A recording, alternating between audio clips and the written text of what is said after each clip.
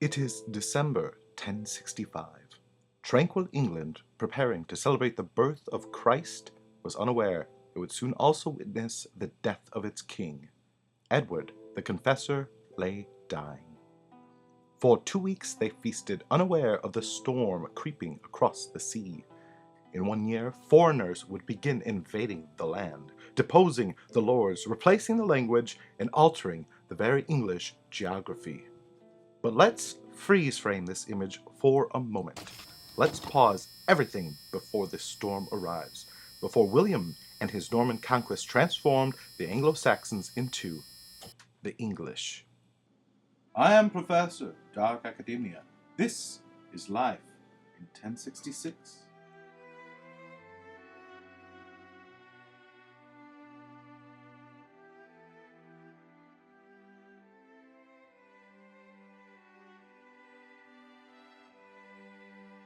England in 1066 was a land of plenty.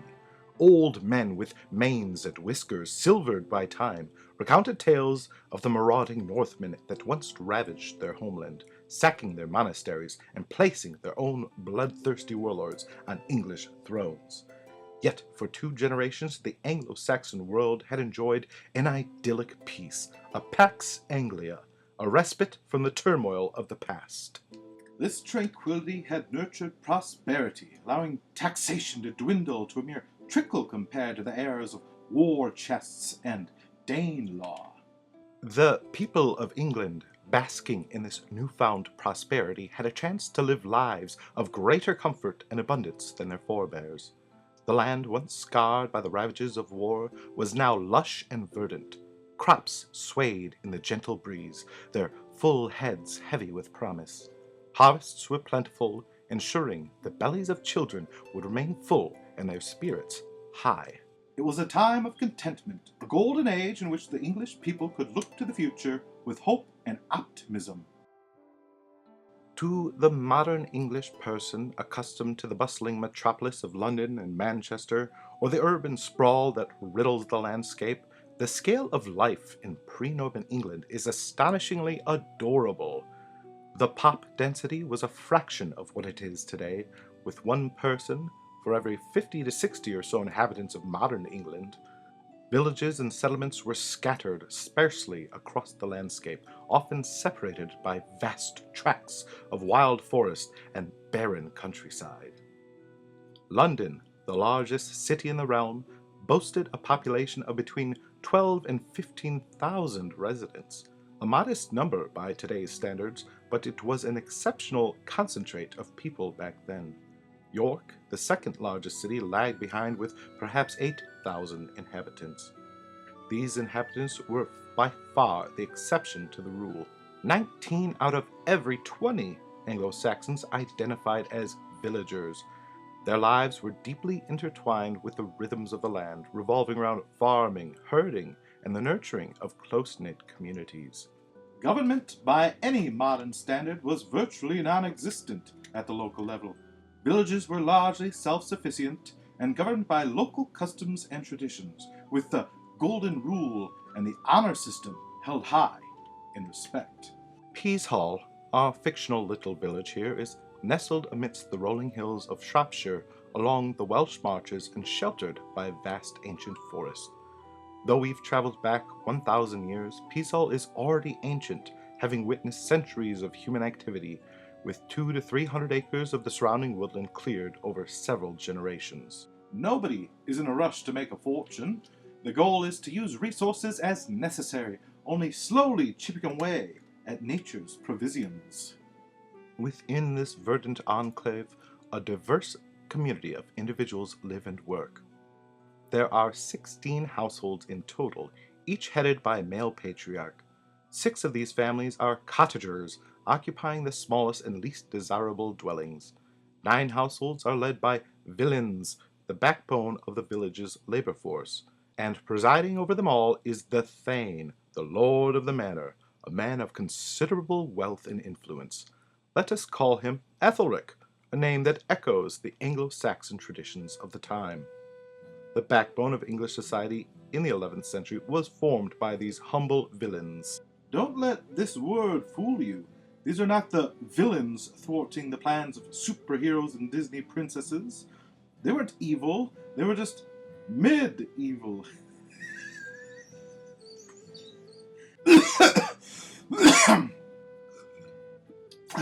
The lads were lower key than low key. Villeins were men whose name, derived from the Latin villanus, meaning farm laborer, reflected their servile status. They were the most numerous heads of families, their lives inextricably linked to the soil they churned. A villein's primary obligation was to provide the thane with a yearly bargain of goods or service, anything from agricultural produce to livestock.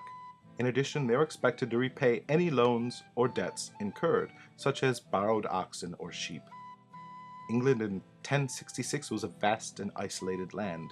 Even King Edward, the ruler of the realm, had never ventured to its northernmost reaches. Villages scattered across the countryside felt a world away from the bustling court in London.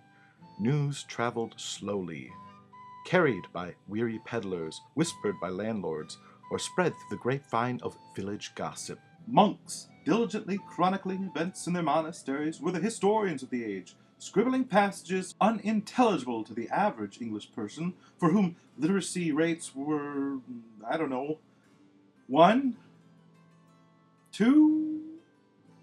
Life moved at a different pace. Within their own small world, villagers knew every face, every tree, every creature. Everyone relied on one another for support, and while they couldn't vote, they stood as the ground floor for English administration. In the good old days, a nation was not defined by any map, but by a people who shared customs and a common language. By the year 1066, the social system of England was a simple yet elaborate arrangement, defined by stark contrasts of privilege and obligation. At the top were the earldoms, vast territories ruled by the powerful earls.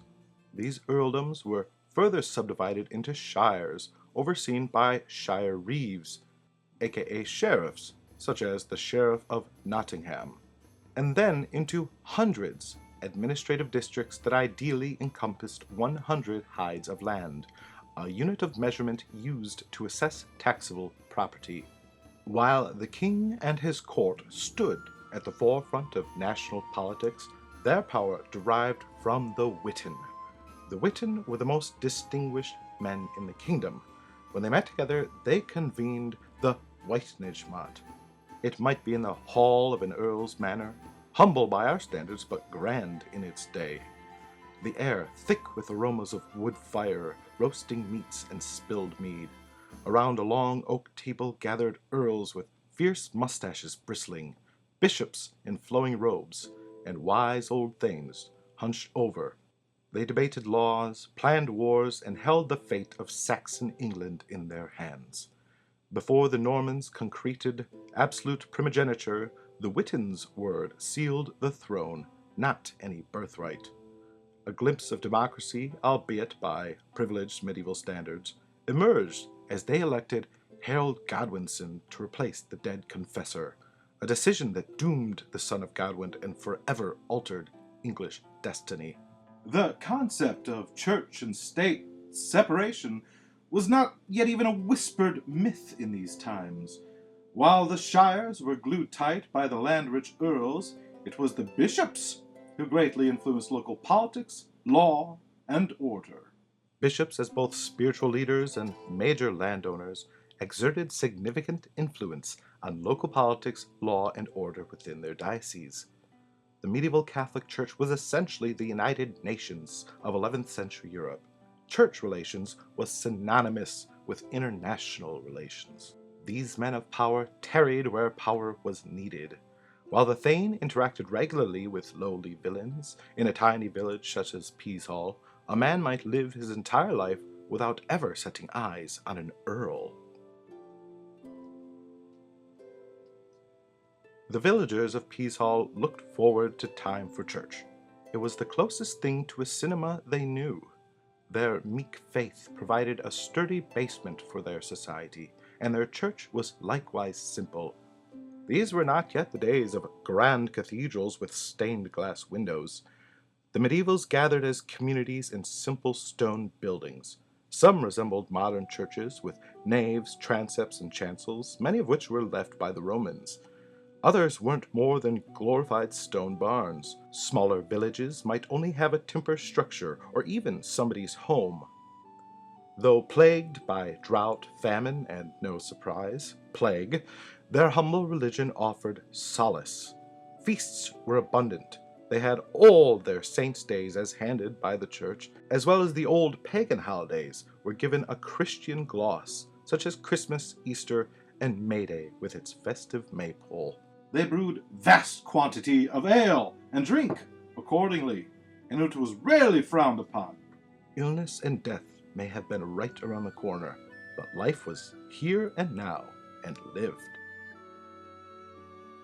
A glimpse into the labor of the land is offered by a learned man of the 11th century, who penned a Latin treatise on estate management called, rectitudines.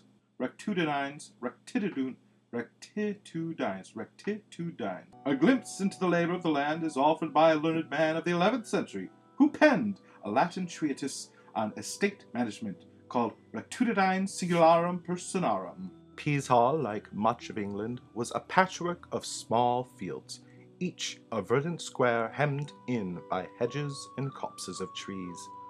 Farming was a communal endeavor, with the land divided into long, narrow strips, 10 times longer than they were wide. This was the open field system, a testament to the shared effort that sustained the village.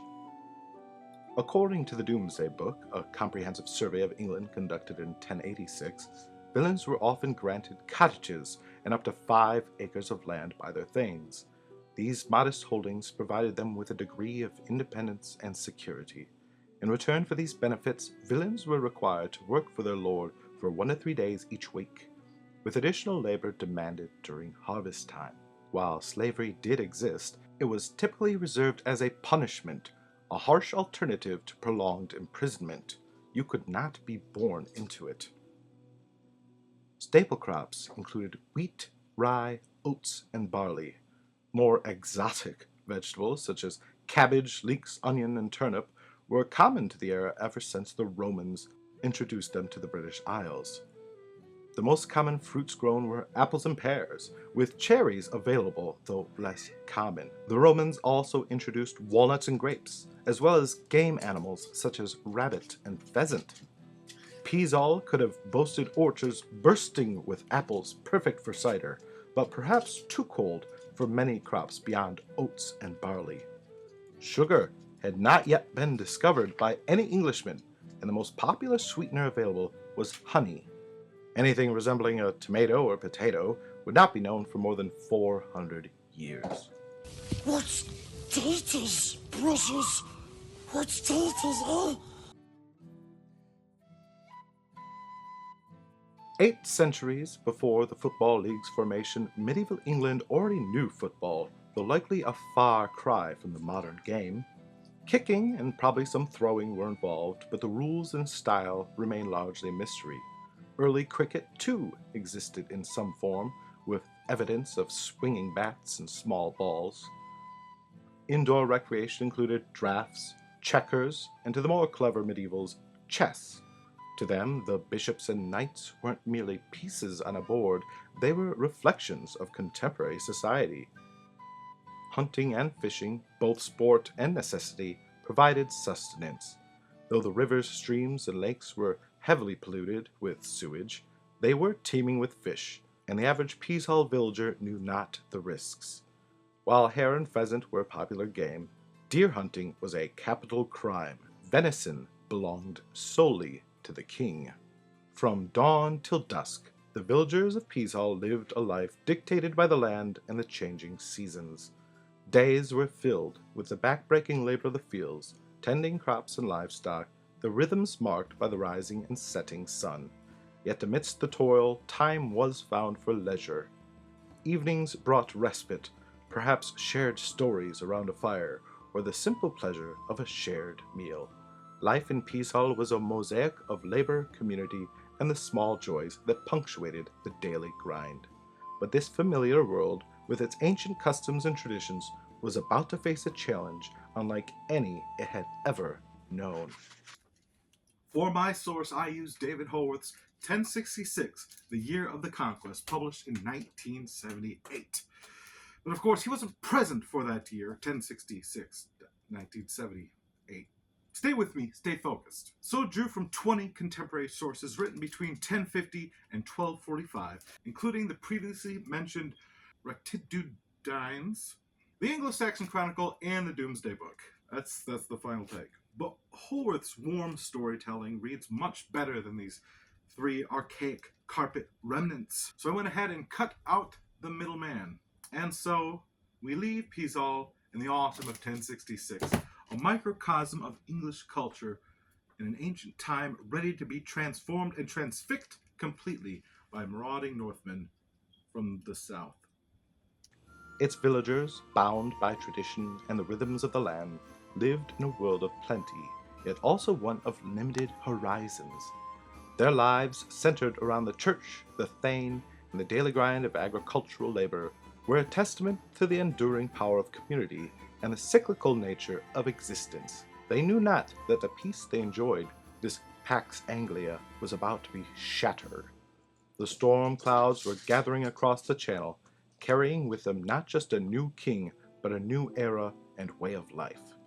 The Norman Conquest would soon sweep across the land, irrevocably altering the language, the social structures, and the very destiny of England.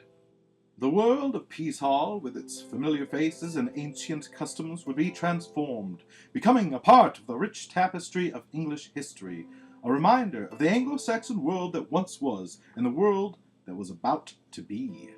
The year 1066 stands as a pivotal point, a dividing line between two distinct chapters in the story of England, a story that continues to resonate even today. I have been the Professor. You're always welcome in my neck of the woods.